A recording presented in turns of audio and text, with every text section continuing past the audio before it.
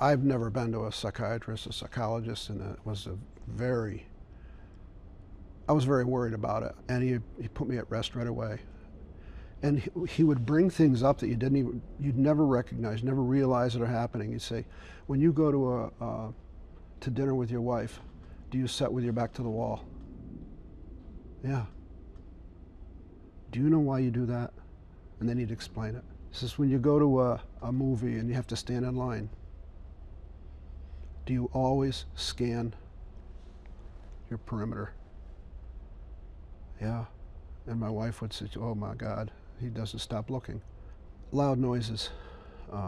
Never realized it because I did lose my hearing in my right ear when I was in Vietnam. And but not loud noises, claps or sudden bangs would startle me. Everybody gets startled, but I get startled and scared. I would actually shake. He'd bring those things out. He said, do you know why you reacted this way? Do you know how you reacted that way? Do you know why you sit with your back against the wall? He says, it's just self-preservation. In Vietnam, you did that. I remember sitting behind a sandbag wall, and we got hit one night. And I sat with my back to that thing because I knew what was coming, but I didn't know what was behind me. That was weird, but that's the first thing that came to my mind when he mentioned that. He said, in a firefight, you're looking all over the place. You're observing. You want to survive. He says that survival instinct is what makes you react certain ways. I didn't notice a lot of changes the first year, but my wife did.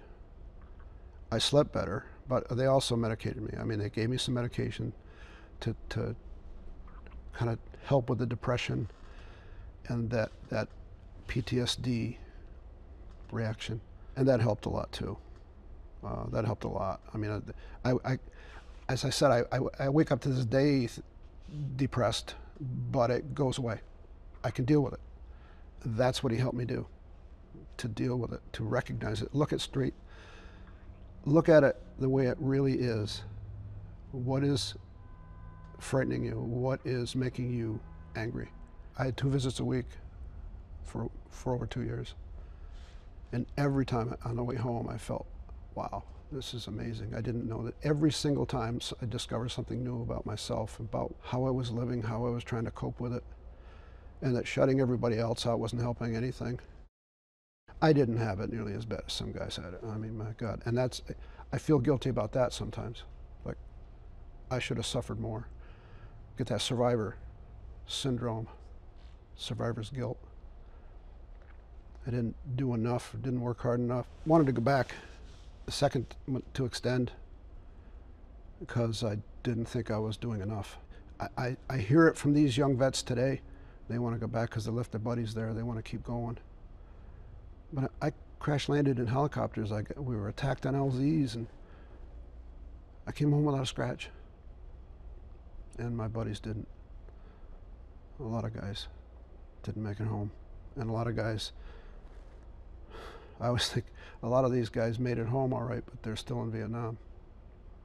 And I didn't want to be them. I didn't want to be that person that didn't come home completely.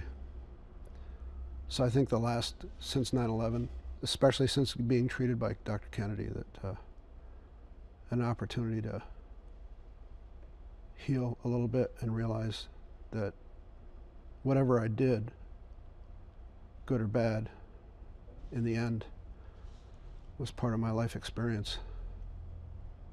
And the good thing is that I did something for this country. Don't suffer alone. You can't internalize this forever. If you do, it will eat you from the inside out. You got to find that link with somebody or some group or something that'll make you let it go, that'll help you let it go. The VA has changed over the years since I came home from Vietnam. It's a much better place to go now. The treatment is there. You have to deal with it or it's going to take you. And your loved ones deserve better. So many of my friends have been divorced so many times. They can't keep relationships. They bottle it up. My wife was strong enough to yank it out of me. The VA's, they're doing a good job. But there are other organizations out there, there are veterans groups. I joined the VFW because they were there and they helped, and it worked out. I got involved, I do things, I'm hoping I help somebody else. Because if you ignore the problem, it will get worse. And I've seen too many friends drown in a bottle, taking drugs, and they just disappear. You gotta seek help. It is there, and there's a lot of people that want to help vets. It can turn your life around because it'll help you deal with the issues.